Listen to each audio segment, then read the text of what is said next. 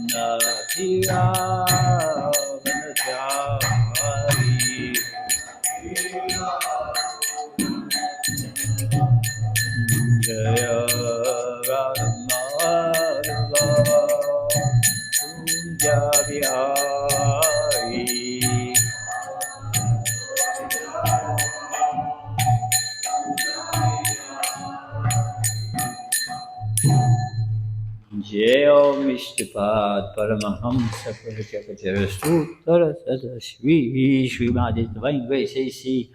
Bhaktivedanta Swami Maharaj Srila Prabhupada Ki Nanta Kori Vaishnava Vrinda Ki Srimad Bhagavatam Gantaraj Ki. Oh, glories to the assembled devotees. Oh, glories to the assembled devotees. Oh, glories to Sri Sri Guru and Gauranga. Oh, Premananda. Hari Hari.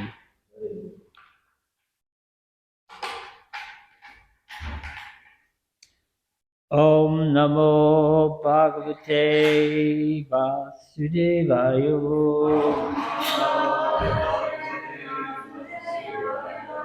Om Namo Bhagavate Vasudevaya.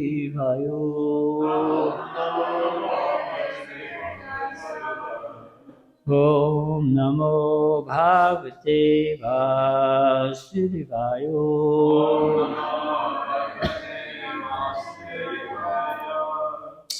We're studying Srimad Bhagavatam, Canto 3, Chapter 8, Text 24, Manifestation of Brahma. Oh, is it 23? Sorry. Okay. Manifestation of Brahma from Vishnu. So we're going to read 23 and then we'll also do 24 and 25. And we'll leave the nectarian purple for Krishna Rupa for tomorrow. Mrinala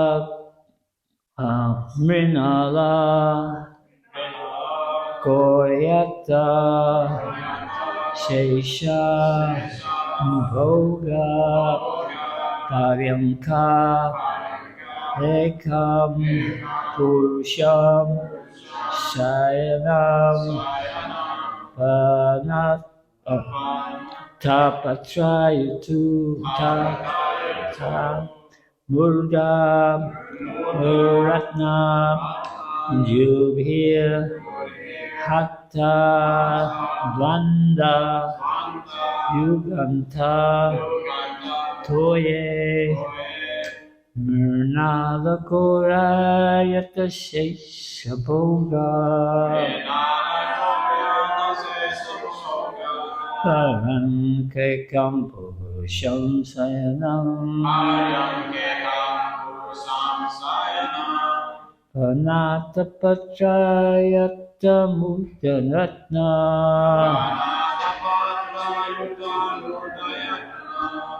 Jubir Hatatvanta Yukam Tatoye Nalakurayata Shesabhoga Haryanka Ekam Purusham Sayanam Panatapatrayutta Murdarata Yubir Hatatvanta Yuganta Toye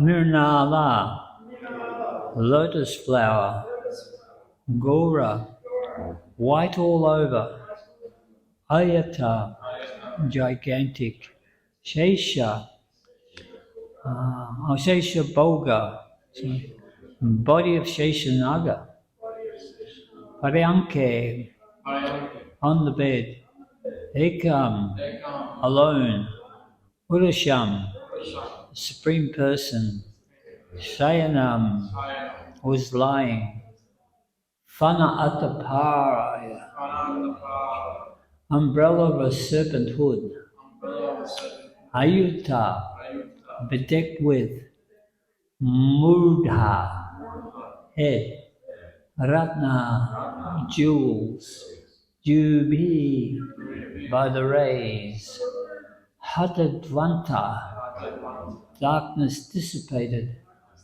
Yuga Anta, devastation, Toye, in the water. Translation, Brahma could see that on the water there was a gigantic lotus-like white bedstead, body of Sheshanaga, on which the personality of Godhead was lying alone. The whole atmosphere was illuminated by the rays of the jewels bedecking the hood of Sheshanaga, and that the illumination dissipated all the darkness of those regions. Text 24. Translation. The luster of the transcendental body of the Lord mocked the beauty of the coral mountain. Coral Mountain is very beautifully dressed by the evening sky, but the yellow dress of the Lord mocked its beauty. There is gold on the summit of the mountain, but the Lord's helmet, bedecked with jewels, mocked it. The mountain's waterfalls, herbs, etc., with a panorama of flowers, seem like garlands, but the Lord's gigantic body and his hands and legs, decorated with jewels, pearls, tulsi leaves, and flower garlands, mock the scene on the mountain. Purport. The panoramic beauty of nature which strikes one with wonder may be taken as a perverted reflection of the transcendental body of the Lord.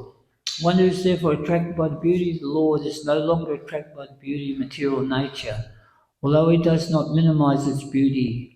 In Bhagavad Gita 259, it is described that one who is attracted by Param Supreme is no longer attracted by anything inferior.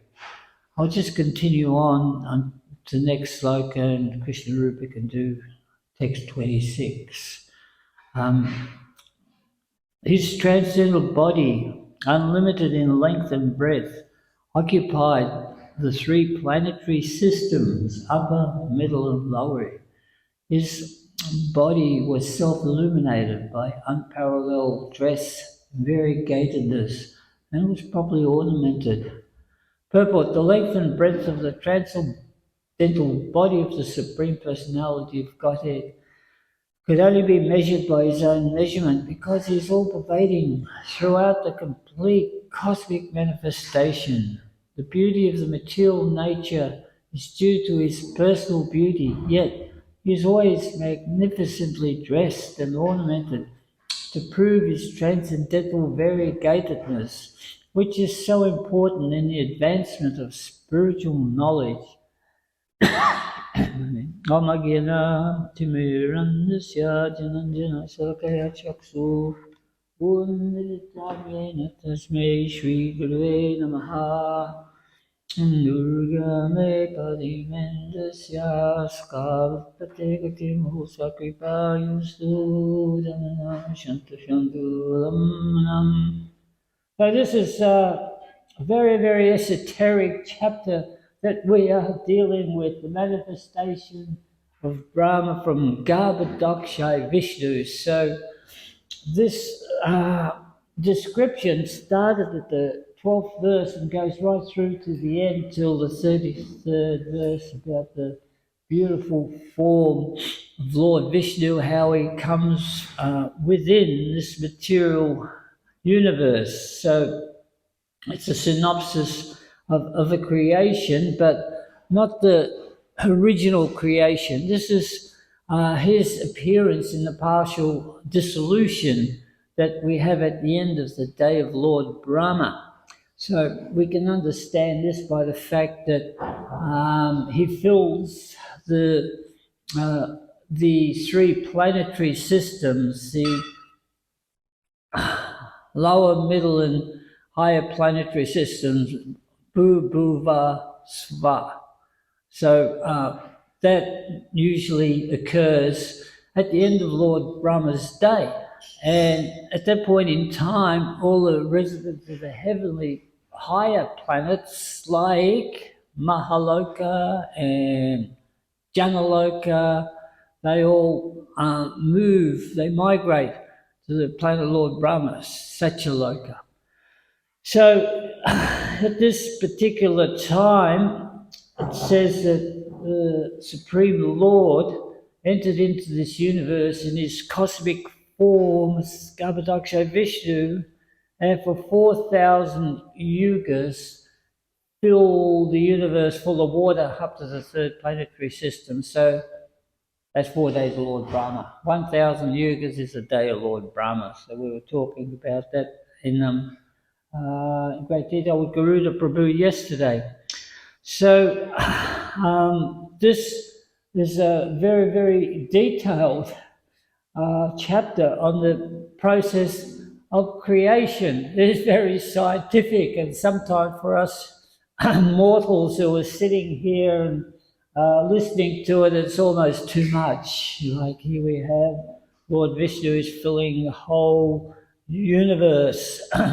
So this is the Srimad Bhagavatam. This is the postgraduate study of the Bhagavad Gita. So it's recommended that when we come to devotional service, first we'll learn the Bhagavad Gita, we'll learn the basics about the whole essence of our existence, that we are not this body, that we're just spirit souls. And from then, things begin to unravel. We learn more and more. In fact, in the Bhagavad Gita, in the 7th chapter, verse 2, it describes that Gyanam te ham sa vigyanam idam yashyami sesata yadava neha puyunaj getvam avasishyate. That the Lord describes that he will no, I'll just get back to where it was before. I'm sort of outdone myself by my talents here. Putting slokas down. That the Lord describes, I will now describe to you everything in great detail, Arjuna, that is to be known about spiritual and material. So I'll just, hang on a second. So spiritual and material, Gyanam and Vijnanam. So Vijnanam means material, Vijnan. So that is important also to know that what is going on in the material world. and simultaneously we learn about our spiritual self. So how do we do that? Prabhupada explains that this happens through the process of bhakti yoga by rendering service to the Supreme Personality of Godhead, then knowledge is revealed. So through the process of surrender of bhakti, we also get to understand Krishna in his spiritual and material form. And this is Sankhya Yoga. It is very important. Just like the saying goes that religion without philosophy is nothing but mundane sentiment, or philosophy without religion is just pure speculation. So it is. This is why, as we progress in our bhakti, in our devotion to Krishna, then we start to learn more and more. We start to understand things. And then when we come to Krishna consciousness and we show somebody the picture of a Lord, it's not up on the ceiling. When we show the picture of a Lord Vishnu in the material world lying there in this whole material world, filling up the three worlds with Lord Brahma coming out of his stem, seems to be a little bit far-fetched, but as we can progress, we can understand. So we have this is like a scary picture, isn't it? There's Ananta Shesha, the beautiful white bed of Ananta Shesha. There's Lord Vishnu lying on Ananta Shesha, and there's all living entities coming out of the navel. They just force themselves out of navel of Lord Vishnu, and then there's this beautiful white lotus. Lord Brahma is the first living entity. He comes out on this lotus. And that is understood by the process of devotional service. Otherwise, we don't know. Just like we have, I was brought up in the Christian religion, and in the Old Testament it describes the creation in one short paragraph, which is that the Lord, he created this material cosmos in 6 days, and on the seventh day rested.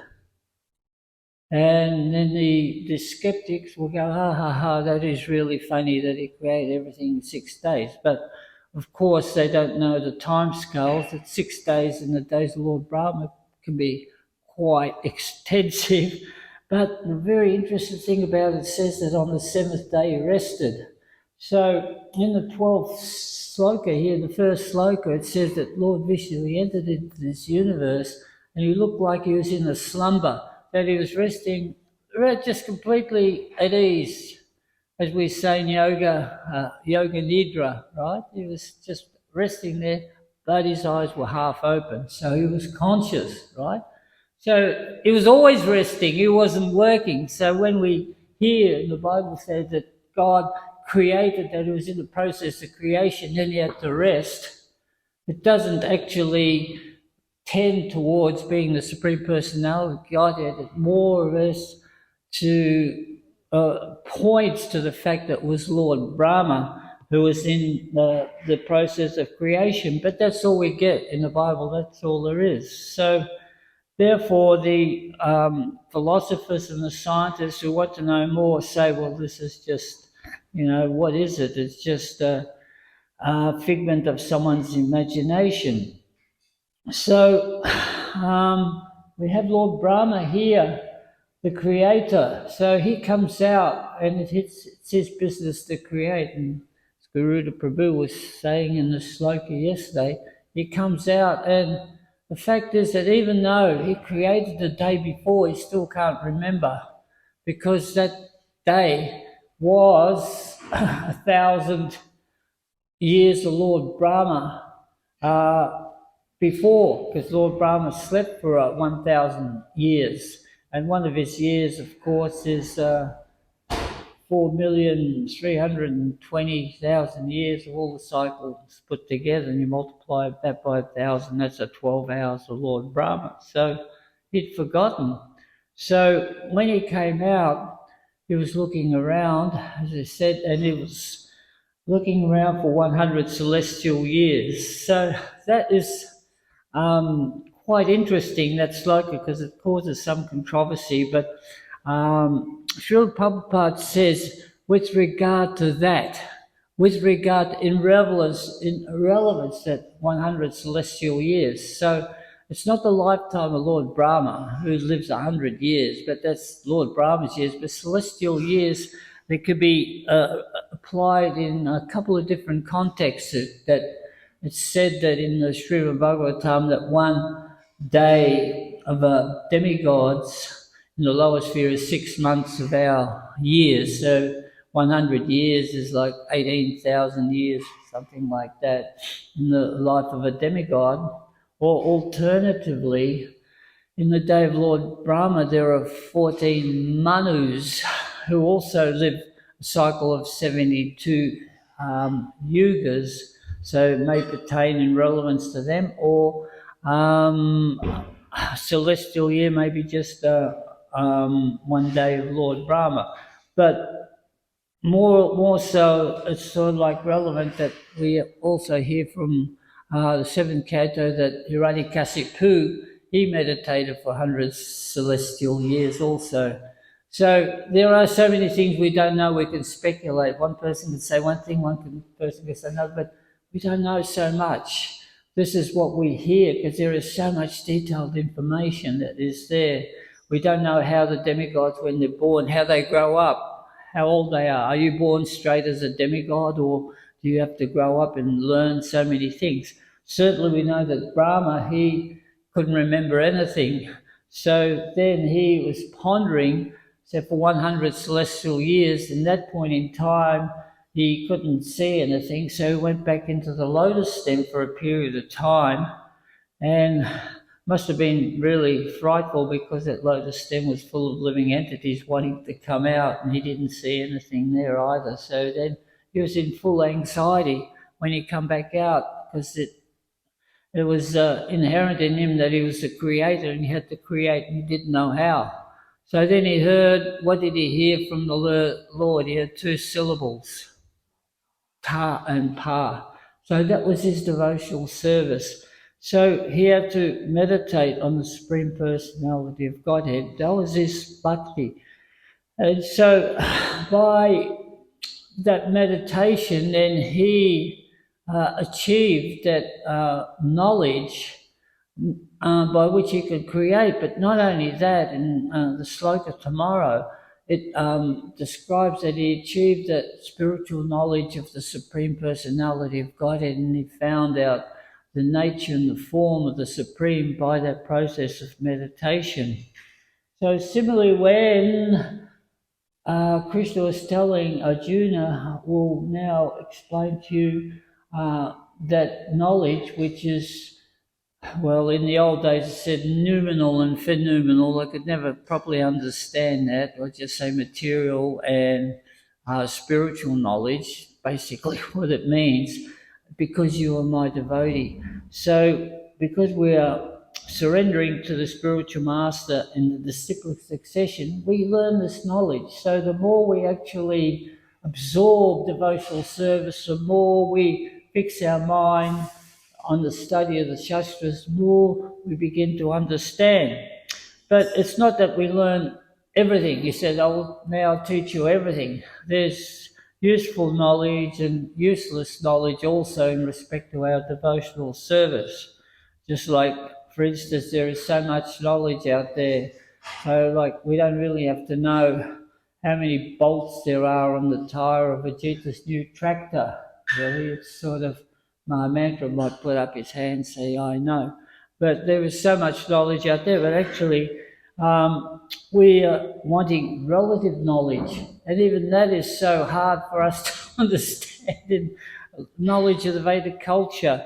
That is so hard for us to remember also, because if we read the Shastras, we find there are so many wonderful arts in the Vedic culture. In fact, Krishna was expert in 64 arts of different aspects of knowledge.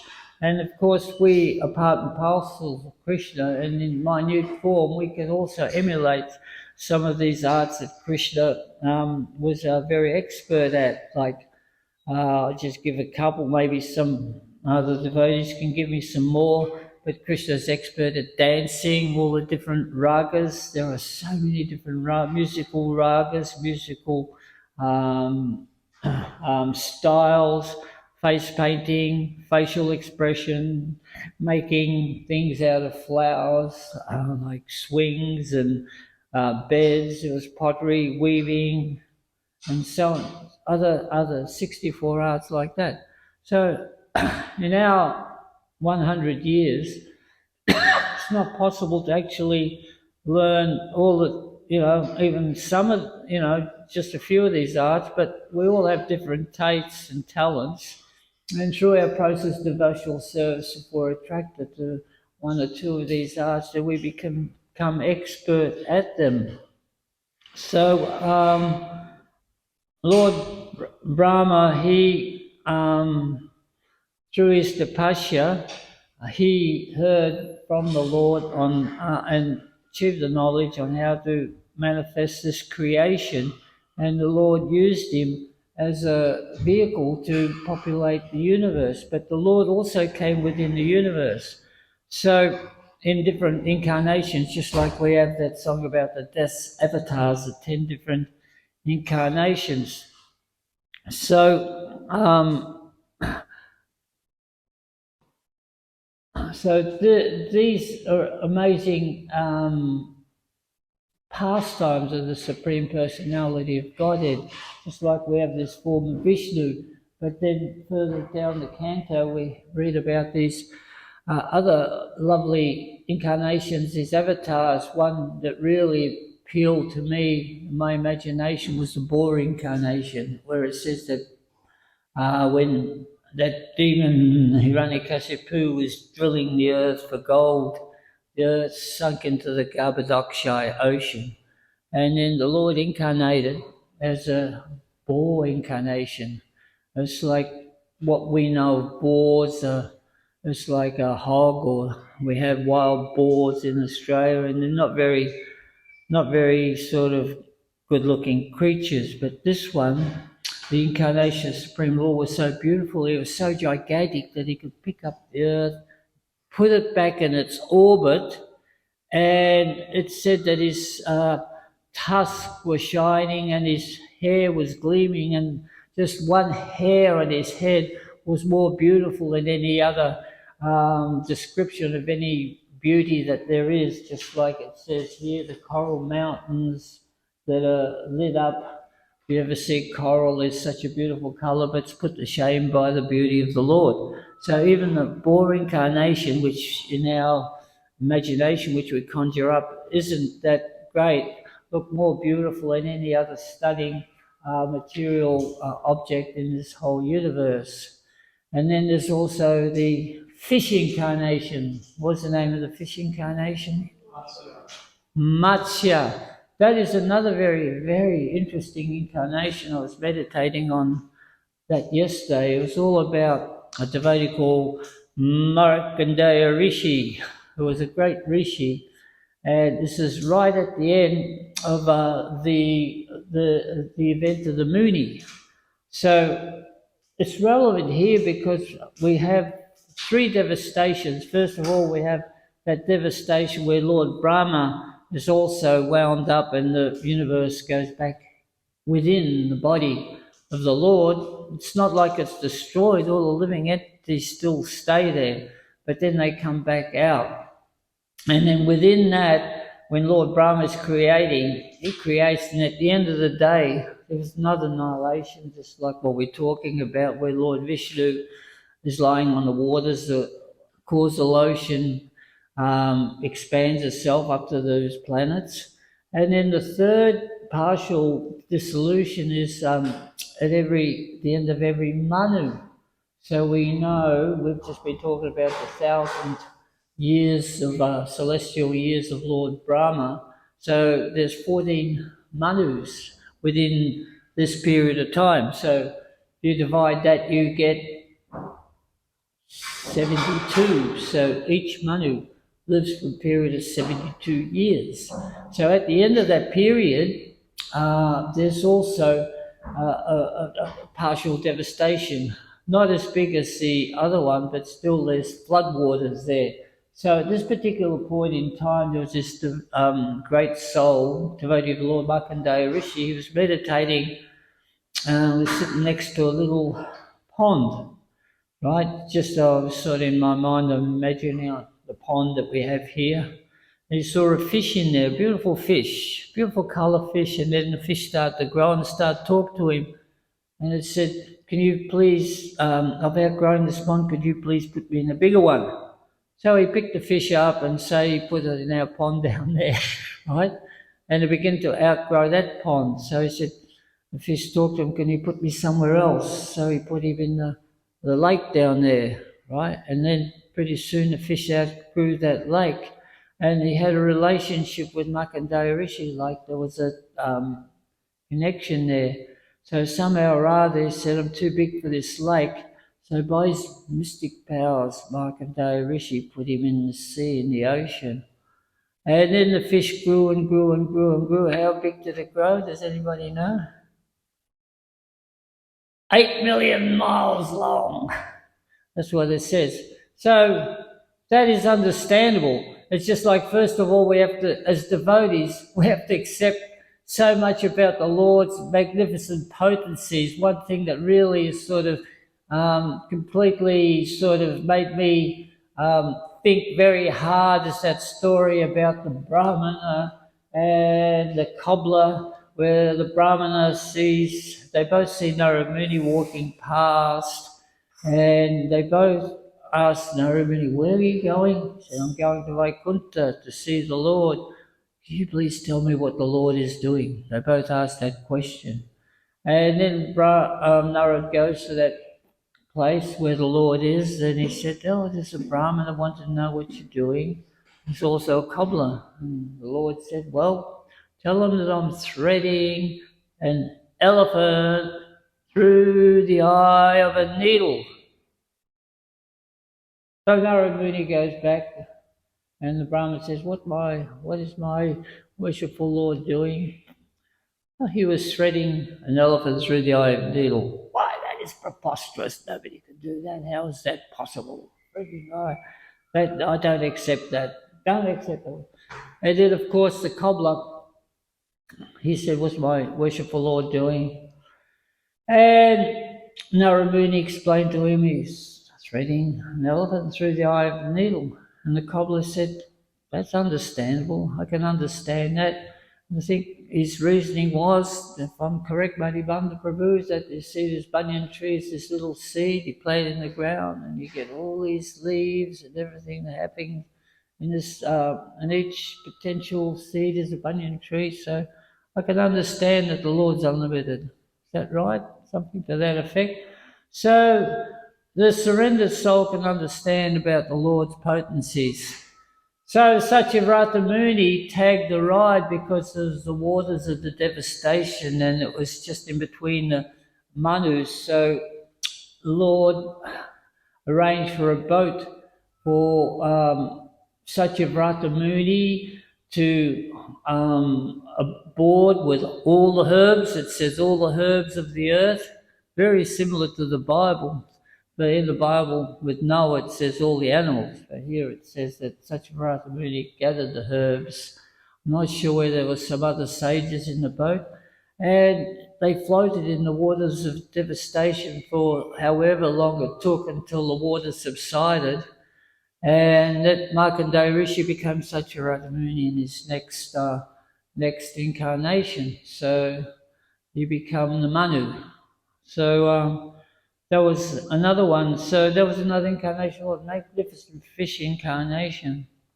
So we have these stories from the Bhagavatam that are leading up to Krishna. But actually Krishna, he is also so magnificent, so evasive, it's very hard to understand him.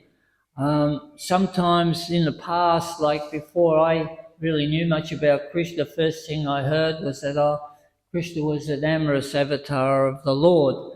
Just like Lord Rama, he's a great Raja Rishi, he's very, very chaste, but Krishna, he's he has so many gopi girlfriends, and he married 16,108 queens. And then, of course, somebody with a materialistic mentality starts to sort of, project their material concept on what Krishna did. And even if you explain to these people that, yes, but Krishna had 16,108 palaces, and he was in a different situation. He expanded himself. It's not he was the same Krishna. It was different Krishnas acting in accordance with all those ladies. Even then, they will think, yeah, sort of, they're not convinced. And then you can say, well, they were the goddesses of fortune, that they were pure, and they were put there because they all wanted to marry Krishna, and because they got captured by the demon, no one else could marry him, so Krishna married them out of his pure love and pure mercy for them. But even so, you're on the back foot trying to explain this, because people's concepts of polluted concepts of what is material, they have no knowledge of what is spiritual. I find a really good story to tell these people about Krishna's potency is the one where Lord Brahma stole the cowherd boys. Now that's also a very interesting fact, that Lord Brahma, even though Krishna explains that I will give you Jnanam Teham Savigyanam, I will teach you everything that is material and spiritual about the material world, still there's a concept of forgetfulness that even Lord Brahma forgot. He forgot who Krishna was. So he's seeing this little boy, just like a mortal, playing with all these other boys, not eating with his left hand, and not being treated with the respect that the Supreme Personality of Godhead should be getting. So he's following him, and he's curious, and he said, "This can't be." So he put Krishna to the test. So Krishna was having a great time with hundreds and thousands of his friends, all sitting in a circle. All could see Krishna and having a reciprocation of Krishna. Everybody thought Krishna was with them, right? And then all of a sudden everything's quiet. It's like, where's the cows? Where's the cows go? Krishna said, you guys just keep eating and I'll find the cows. So he went looking for the cows, and how many cows was there? 900,000. So we're talking about big figures here. We're talking about Krishna and his devotees, because the cows are also the living entities are pure souls, and he couldn't find them. And he come back, and the cowherd boys were gone too. Thousands and thousands, all gone, all disappeared. So what could Krishna do? The fact was that all these cowherd boys, they were pure souls. They were there was no material contamination. So Krishna actually manifested himself as each cowherd boy and each calf. They weren't cows, they were calves, they were young boys. So he became them to such an extent, when they went back home, the parents couldn't tell the difference. So Krishna actually came into each parent's house. So all those parents of those cowboys in Vrindavan all of a sudden became the parents of Krishna, and they didn't even know it. And this was going on and going on. All of a sudden they're becoming more and more attached to their son, because in previous days when all the dust and everything, Krishna's coming home at the end of the day with my sons, they'd be looking for Krishna first, because Krishna's the most attractive, and then and then of course the sons would come, and same with the cows, they'd be looking for Krishna, and then the calves would come. But after a year, Balaram was with Krishna, and he was watching that actually all these parents, first of all the cows, they were rushing towards their calves. They weren't worried about Krishna. They were just licking their calves, and then the parents would see their boys, and they go rushing towards their boys, and they'd be hugging them, smelling their hair. And Balaram said, "This is really strange. Before, they all used to come to you because you're the most attractive, but now they're running towards their kids. What's going on? I thought they were living entities, but it appears that they're actually manifestations of you." And Krishna had to admit to Balaram, yes, Lord Balaram stole the cows and the calves. He knew it was Lord Balaram for 1 year. So, of course, then Lord Balaram, after having done that, he was only gone for a few moments in Satyaloka, but those few moments ended up being 1 whole year. And he comes back after a year and he still sees that the cowherd boys are playing with Krishna and the calves are in the, they're in the paddocks and that, and he's I'll put them away. He's bewildered. He goes to the cave, and there they are asleep. And he goes back again, and all of a sudden he sees the four-armed forms of Narayan in each of the boys and each of the calves, the unlimited manifestation of Krishna, and then he understood that it's like you get that feeling sometimes when your stomach sinks down to the bottom of your your stomach, just you get that sinking feeling. So he realized that he'd made a really grave offense to the Supreme Personality of Godhead. So this is a very poignant point that Krishna can become anyone because he's situated in our heart and he knows everything, and that is his nature, that he is unlimited, and it sums up the beautiful form of the Lord. So so Krishna is he's the most beautiful person, and he surpasses everybody, even surpasses Lord Vishnu in all of his beauty here, because Krishna's got 4 extra qualities. He possesses the quality of beauty. His flute playing is amazing. He's surrounded by so many loving devotees. Says here Lord Vishnu was by himself here, but Krishna's never by himself. He's always with his loving devotees, and he's always having loving pastimes with his devotees.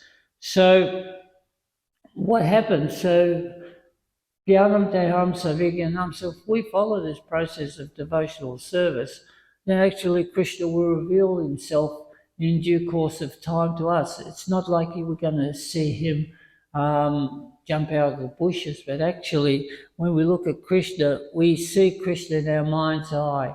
And the more we immerse ourselves fully in understanding Jamakamacha Divyam, the pastimes and the nature of Krishna, the more within our mind's eye we start to fully appreciate Krishna, and the reciprocation is there. The more pure Krishna is interested in the purification, is interested in that spiritual person, and the more we shed that material contamination, the more connection it will become that we get with Krishna, and that spiritual ecstasy will see us right through to the spiritual world. One does not have to take birth again in this material world when one becomes covered over by material energy, and we really find it hard to understand the whole spiritual nature of these things. We just end up being mundane speculators until once again we get the mercy of the spiritual master. So, does anybody have any questions or comments?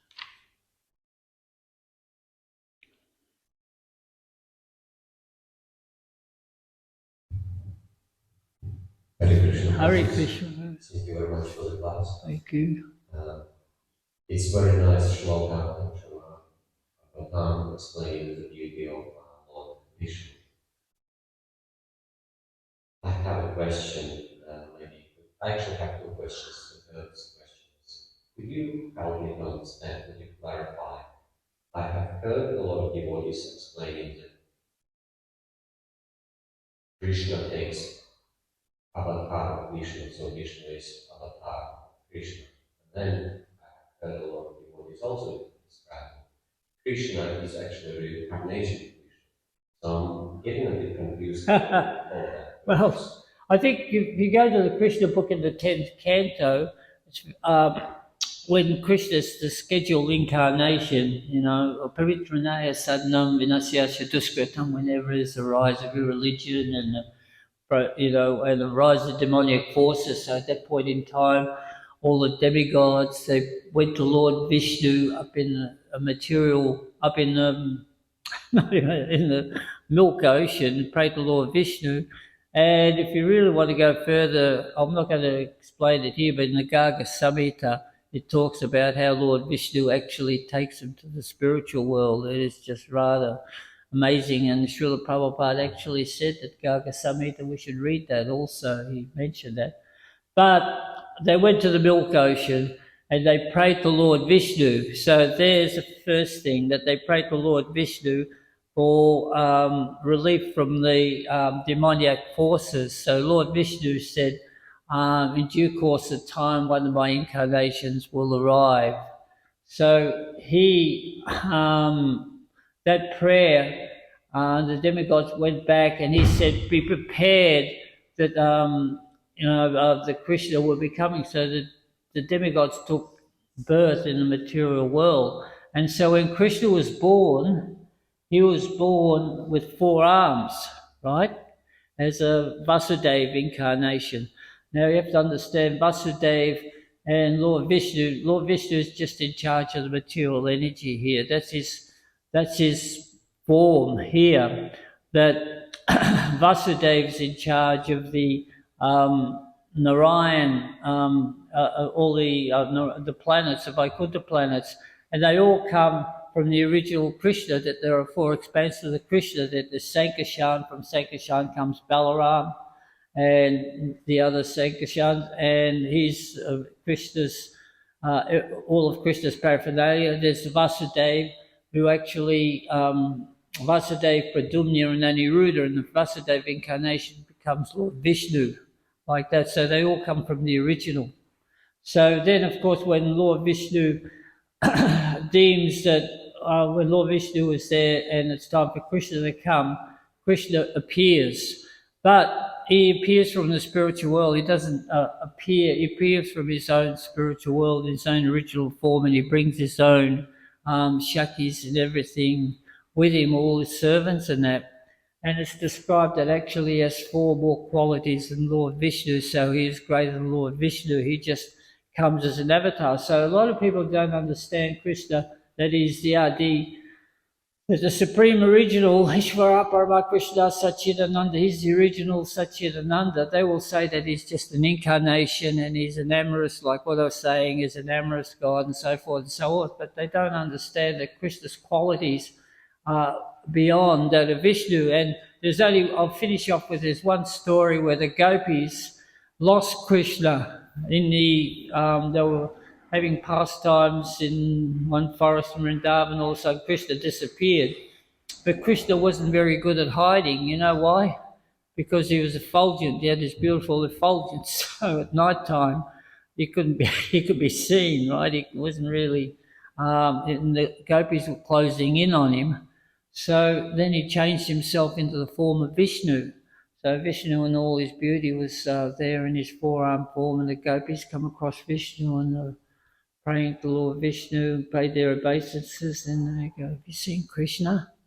It's like they want to keep going and see Krishna. So Krishna's beauty is that surpasses that of Lord Vishnu, and Lord Vishnu is one of the 4 expansions of Krishna. Okay, I can talk some more about that. Thank you very much. All glories to Prabhupada. The other aspect which I forgot to tell you is that Krishna, he can become Lord Vishnu, he can become any incarnation just like Lord Chaitanya showed, but Lord Vishnu can't become Krishna. He can't manifest himself as Krishna. That is the big difference.